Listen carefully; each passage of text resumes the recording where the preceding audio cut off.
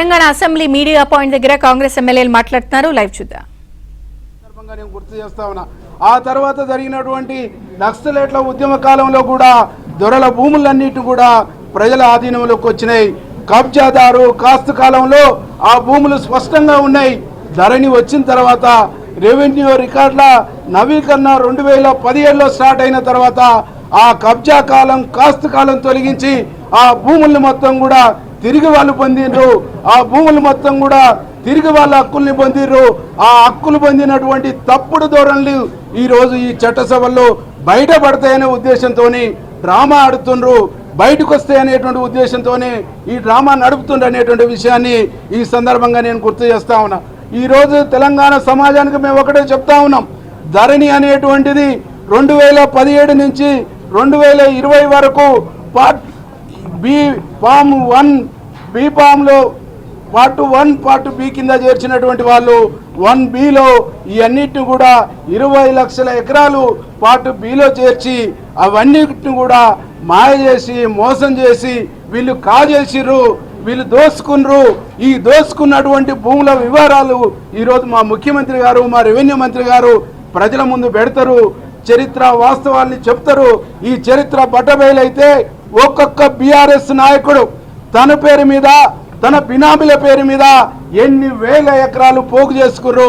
అది నిజామాబాద్ అయినా, అది కరీంనగర్ అయినా, అది సిద్దిపేట అయినా, అది మహబూబ్నగర్ అయినా, నల్గొండ అయినా, హైదరాబాద్ అయినా ఈ భూభాగవతం అంతా బయటపడుతుందని వాళ్ళు కావాలని మా స్పీకర్ను అవమానిస్తున్నారు.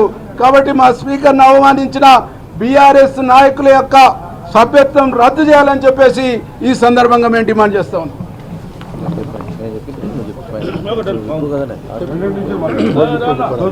నమస్కారం. ఎక్కువ మాట 2 minutes ఒక్కటే నిమిషం మాట్లాడతాను.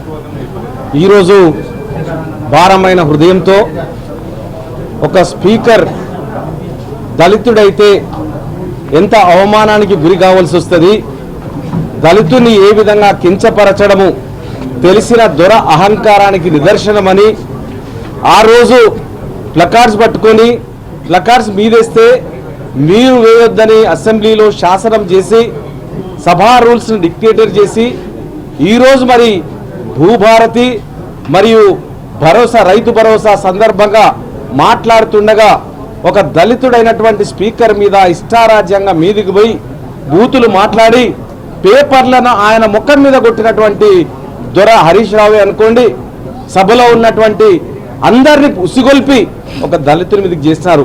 మరి ఆనాడు అదే దళితుడు సంపత్ కుమారు ఒక పేపర్ విసిరేస్తే మొత్తం అసెంబ్లీ నుంచి సస్పెండ్ చేసినారు. మరి వీళ్ళను కూడా నేను ఒకటే కోరుతా ఉన్నాను, మా ముఖ్యమంత్రి గారిని, సభాపతిని వీళ్ళను కూడా సస్పెండ్ చేయాలని కోరుతా ఉన్నాం. చులకన భావం, వేల కోట్ల ఎకరాలను రంగారెడ్డి హైదరాబాద్ చుట్టూ ఉన్న భూములను కబ్జా చేసి వాళ్ళ అకౌంట్స్లో వేస్తారు. వాళ్ళ లెక్కలు ఉన్నాయి కాబట్టి మా లెక్కలు ఎక్కడ బయటపడతాయో మేము ఈ విధంగా గందరగోళం చేస్తాం. ఈరోజు కేటీఆర్ అరెస్ట్ అవుతా ఉన్నాడు.